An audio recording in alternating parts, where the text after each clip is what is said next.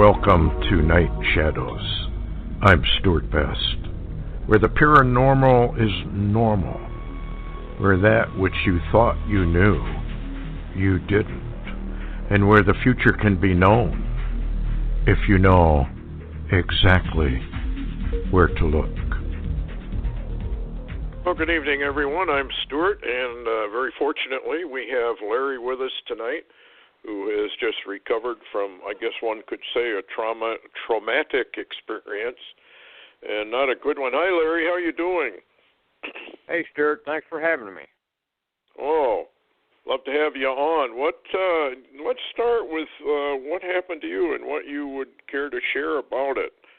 It seems to me that the hand of the Lord was mighty upon you at that point in time. Oh, absolutely, Stuart. This last Saturday, and I do want to take a pause here just a second and thank people that have helped us. We've had a really difficult time. I've been ill this last year or so, quite often, and we've been drained of finances, and my wife's been without a job like 3 months, and you put out a plea for help, and that helped. The prayers and the assistance that came in.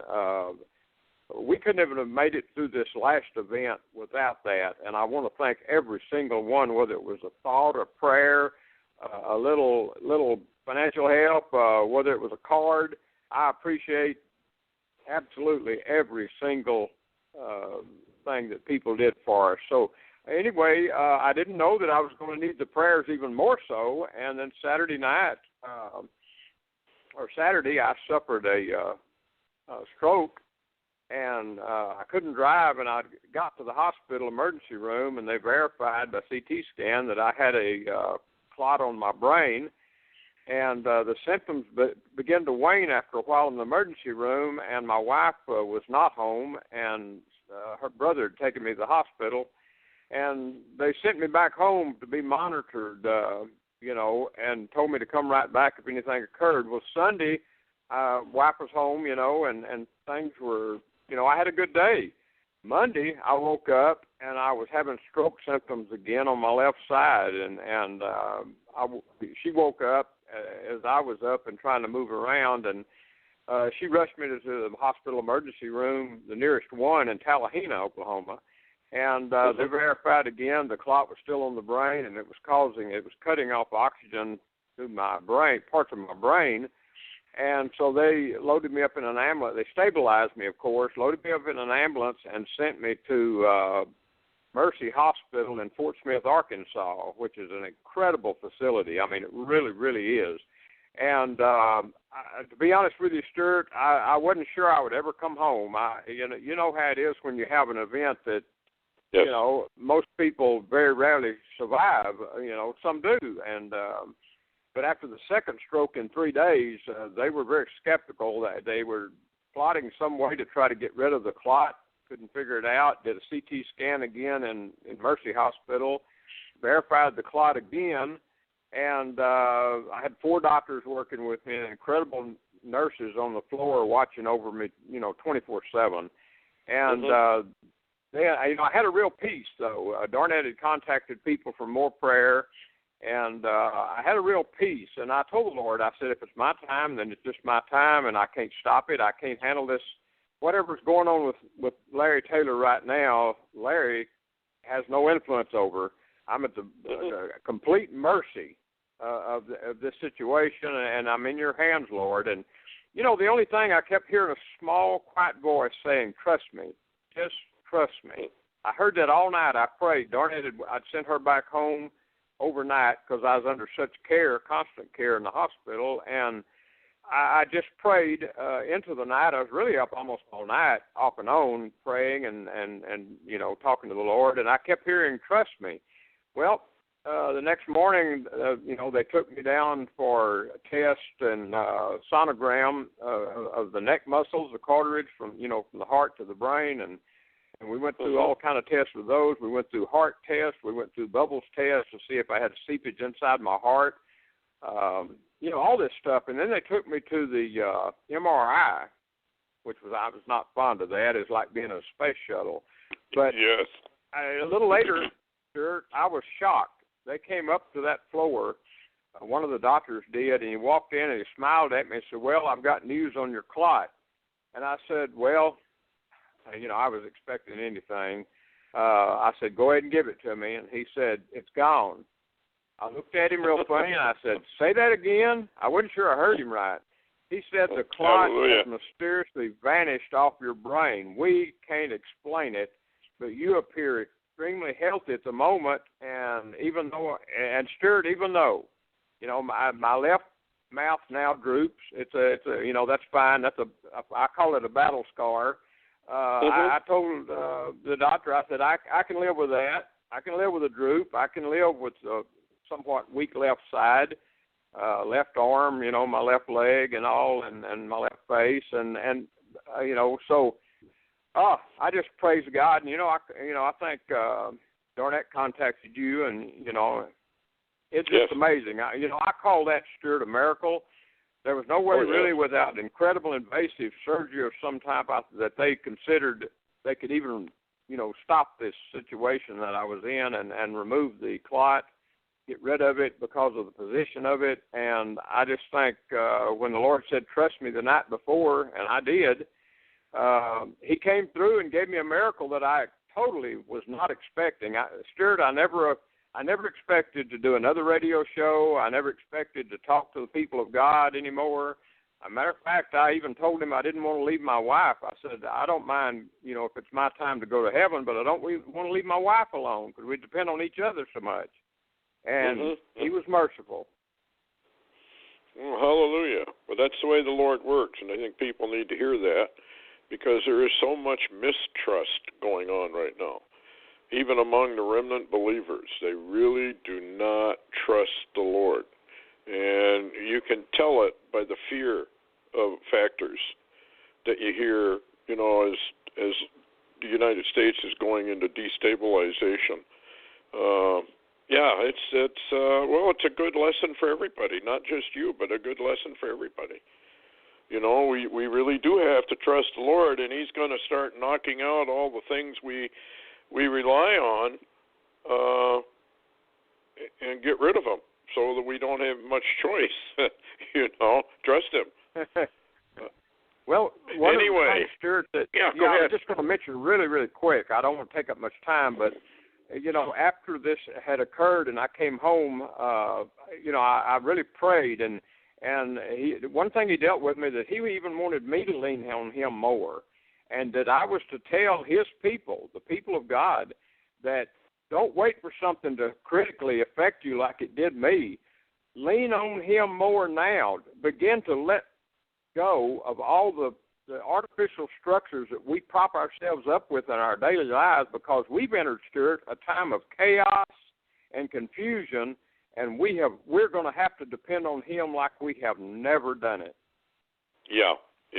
And I guess it's going to be a lesson for everyone to know what it is to trust on the Lord. When all things look like they're lost, that's when He comes in and saves His own. So I guess we could call it this way: when America hits the wall, there's going to be some how do we say, division of people.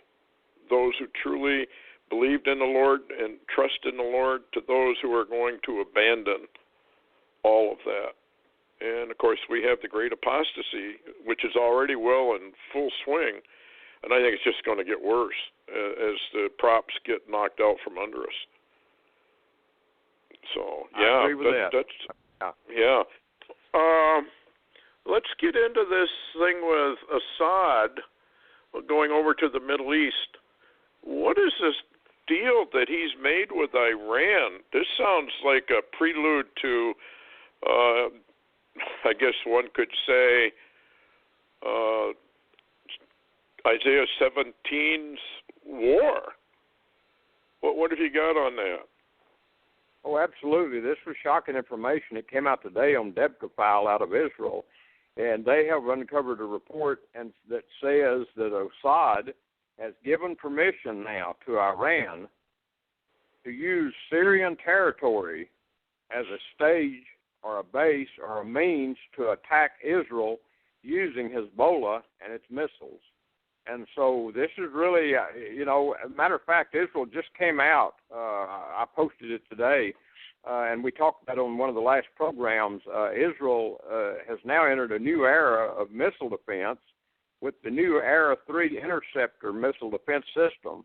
And I posted an image of that. And, we talked about that, and I told you that I did not believe Israel would trip their hand and really deploy those in visibility, in other words, out in the open, unless they had reason to believe Israel was in danger. And now we're beginning to see that, and as a matter of fact, Nasrallah, leader of Hezbollah, last week threatened Israel. They threatened to attack Dimona, Israel's nuclear reactor, with missile attacks, and also the Haifa ammonia plant, which is massive, and do great destruction. And so Iran appears to be behind the Hezbollah missile threat, and I'm talking thousands of missiles. I'm not talking just a few Scud or like Saddam Hussein fired, or like Hamas fires, those little short-range rocket missiles. I'm talking about really advanced stuff. And so, Stuart, when you say Isaiah 17, because we do already know that Iran has a staging area inside Damascus now to do this type of thing, or like a control center, I can see now why Damascus might be under serious threat from Israel. Yeah, it makes you wonder, of course, how do you vet reports of this nature as to what is true, what isn't true? Is this, an attempt to demonize Iran a little bit more, and we got, I guess we have Trump, and they've been kind of thumbing their nose at Donald. But I don't think that's too smart. Donald's like a bull. You wave a red flag in front of a bull, you're apt to get gored. And it sounds to me like that's what Iran seems to be doing. And, Trump will not talk about what he's doing militarily. Have you heard any more about ship movements or anything like that over in the area? Oh, absolutely, Stuart. From the data that in the last few days, there appears to be multiple carrier task force groups in movement towards that region, and I'm talking multiple, not just one. There's at least 3 or possibly more, and we had talked on earlier programs that actually all of the carrier groups were in port. Remember, at the end of Obama's term? And, I shared with you, there's no way that these carriers could begin to move without the Trump administration approval, so he must have almost approved it the very day of inauguration for them to be where they are now. But, we talked about, too, what is going to cause Iran to go ballistic if there is what you call the Daniel 8 war, and I think we're seeing the early stages of the formation of a real Middle East incident. Yeah, it sure appears that way. And of course, if Israel were to attack Iran, which they might well do, they're pretty well known for their preemptive attacks. They would also have to take out Damascus, I think, at the same time, because that's their nearest enemy, and you got to neutralize your enemies before you, or you should anyway, either immediately during, or before you make your primary attack. So it'd be kind of interesting to be a fly on the wall, listening to IDF commanders and what they think is coming. Anyway, Debka also talked about this radiation check and the sniffer aircraft. I don't think people probably have heard about this much. What's your latest on that? I know that even Dr. Doom, Major Ed Dames, released something on that. What's the latest here on that? That's really interesting because, no one there's been a total blackout of any news coming out of Europe or Russia, for that fact, or anywhere else about a massive radioactive spike in the atmosphere that was moving towards, across the pole, North Pole towards the U.S. And interestingly, now Ed Dames, and I sent you a copy of that, he came out today and says radioactive isotope I-35 or I-31 in the atmosphere going across the world, said after blackout about a nuclear incident in Europe, and also said a new secret EU reactor leak blackout has occurred in as radiation is moving through the atmosphere towards the USA, and as you said, Dr. Doom, Ed Dames, is calling for people to prepare now for incoming radiation. Now, you know, when I found that and sent it to you and we talked about it, we didn't have any further data about anything, any concern over Europe. It was so news-free that we didn't know anything. Well, this evening late, Debka in Israel reported that a U.S. nuclear surveillance plane had just left England en route to check radiation spikes over northern Europe. So there's some type of, a little bit of confirmation. Now, we don't know what caused the radiation, but it must be extensive to be being picked up and reported on. And, of course, we do know Ed Dames, he's got insider information that does come through to him because of his work in remote viewing, et cetera, et cetera. So it's rather telling. We have vetted that, and there's no question it's true. The sniffer aircraft, they call them sniffers, and what they do is check for 135 or I-35, I don't know exactly, but it's an iodine radioactive thing. And they're not sure whether Putin maybe exploded a nuclear weapon up in the Arctic somewhere, or whether there's a meltdown in some reactor somewhere, and they're just not reporting on it. But now the radiation, you know, this is going to get really serious because we already have Fukushima radiation over the United States. So this is going to just add to it, I suppose. Well, you know, we do know that radiation is an enemy of the flesh, so to speak, and it's rather telling that there seems to be in the days that we live an exponential increase in radiation from various sources. It reminds you of something like a tribulation. You begin to wonder. But we're not sure where this is coming from. I was very concerned, too, and thought about the earlier reports of ISIS, you know, months ago when some of the attacks were going on, ISIS attacks, terror attacks in Europe, that, you know, there was reports that ISIS were observing the nuclear power reactors across Europe. So if something did occur, we don't know, but we are apparently finding small leaks of news that is getting out now. And if we didn't have enough to worry about with Fukushima, which is really catastrophic, now we have another concern. Yeah. Trump. I got a question here now. You know, everybody hates Trump, and they're going after him by one means or another. But I was reading an article where they cited sedition and what it actually, the definition of it is.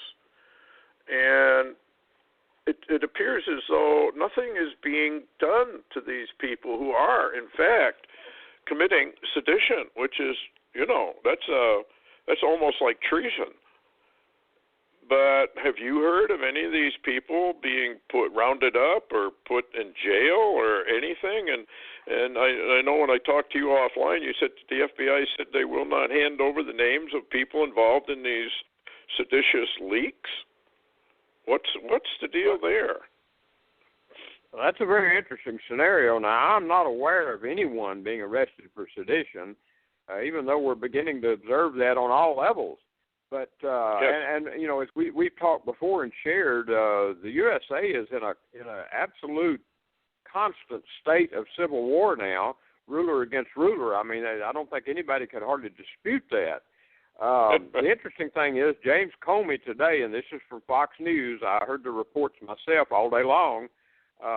James Comey has inferred to Donald Trump administration that he not only is he not going to release any information about investigations, but he's not going to name, if he can even find, the leakers. And on top of that, he according to a report Trump gave Comey, he said you can't even find the leakers within the FBI that's leaking. So well, you know, it's not hard to understand. You know, we got a coup, it appears, going on. You know, as we said before, there's a secret coup, a shadow government, and we've already talked on this show about who's behind it and who's doing what. And this is ongoing, and it doesn't look good. Now, the only protesters I'm aware of being arrested are those that caused extensive damage, and they're arrested on, I suppose, riot charges, and but not a lot of those. But the people who are really undermining Trump, and they're really undermining him, appear to be getting off scot-free, and I don't see how it'd be too hard to figure out who's leaking, even if you have to dismember the FBI one by one until it stops. But I guess, you know, and the thing that bothers me about Donald is he has never mentioned anything, like I've said before, anything about the FEMA camps, NDAA, and the other police state laws. There's no mention of that, whatever.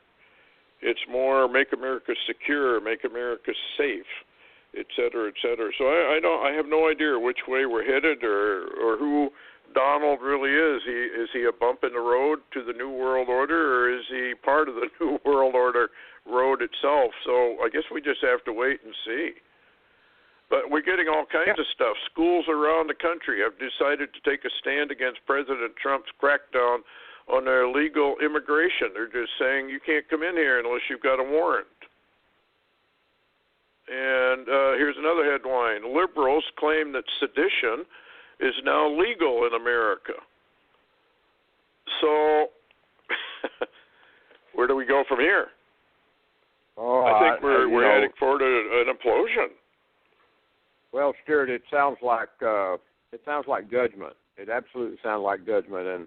And you know, I know a lot of people were relieved when Trump took office, but you know, the thing is, it's more dangerous now than ever before. You know, I talked to Augusto Perez, who began to describe being in a communist coup. He told me, he said, I have seen this before, Larry, and shared that this is not good. And what's interesting, too, Stuart, I don't know if you heard the latest news late this evening.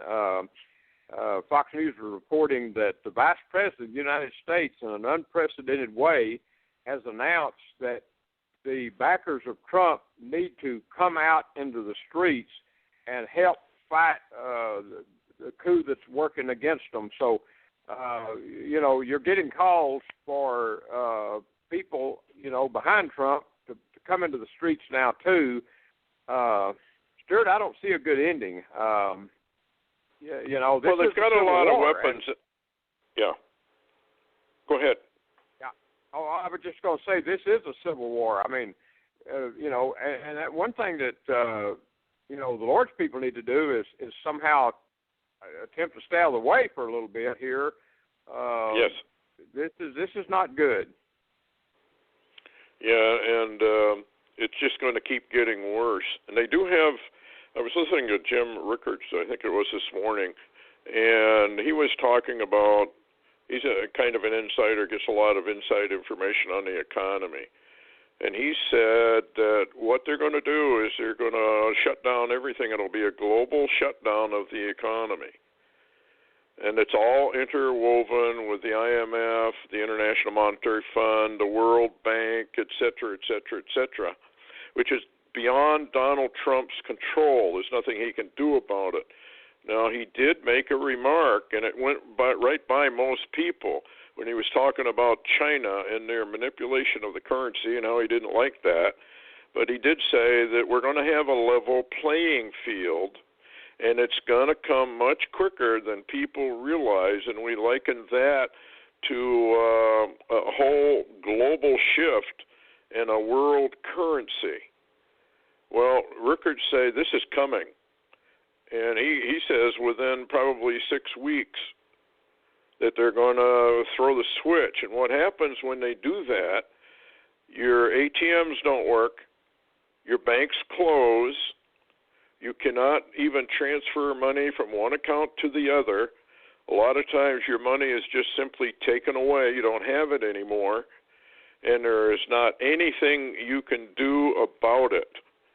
And so he was just saying, get ready because this is coming. And we've had other, it was David Wilkinson, remember? He had that vision of a 6-month holiday. Everything was shut down for 6 months. Now, you and I can't wrap our minds around that, what the ripple effects of that would be, but it'd be horrendous because it's going to catch so many people who are living hand to mouth, actually, week to week on their paychecks, many of them getting advances just to stay alive. They've already worn out their credit, and this is going to be horrendous when it hits. But the Bible speaks about the rich men of the earth and what they do and how they did it, and it's just going to be horrendous when it does happen. And then we had that ne'er-do-well, erstwhile no-eyes, that Native American shaman lady who said that the stock market went to zero. Now, right now, it appears as though the stock market is just having a heyday. I think it's, up to 2,500 or something like that. I mean, it's way up there. And but that's probably just an apparent bubble because, like Rickard said, they can pull the switch on the economy anytime they want and shut down the entire global economic system. And you may remember that Wilkinson said that when you see Mexico default, you had a little time to get your money out of the banks. And people really do need to start having a little bit of cash on hand because that's the only thing that's going to work for a little while. But, of course, we know from the Bible that the mark of the beast is what is going to come and take its place. That will be the new global type of currency. It'll be a digital mark. And if you want to buy and sell, you got to have the mark. And we're headed in that direction. Anyway, before we close out, anything else you want to talk about? Well, I was just going to mention also, Stuart, I know a lot of people have been ill. The hospitals in our area are just packed. I mean, they had to really struggle to get me a bed, but I was in such critical condition. They did. But there's a report, and I posted it today with a picture. It says it's from Space Weather, of all people. It's USA Pollen Alert. Says that even in New Mexico, and that's dry, that's desert area, that even in New Mexico, the pollen is already so thick it looks like smoke. And I posted a picture today that they're already having sun dogs, that are made up of pollen because the sky is filled with pollen even out west. So this is, when we talk about strange weather, now we've got strange weather conditions that are not prepared for. Yeah, I think we're soon going to see in America the plagues of Egypt. When the Lord decides He's had enough of a nation, people just don't realize how horrific that's going to get. But before we close, what's the deal on this UFO flap? That is a forerunner of a major event coming on Earth. Oh, absolutely. L.A. Marzulli today, plus World Daily carried a piece also, and a number of publications are reporting that the UFO flap is really skyrocketed to the degree that it's greater than ever before in history, and they're very concerned. Bill Koenig and others are concerned that UFO flaps like that usually precede a massive war or some type of military movement around Israel historically. Yeah. Okay, well, thanks for coming on, Larry. I know you're supposed to be resting, and we appreciate it. I'll try and get you on next week. Thanks a lot, everybody. Thanks for listening.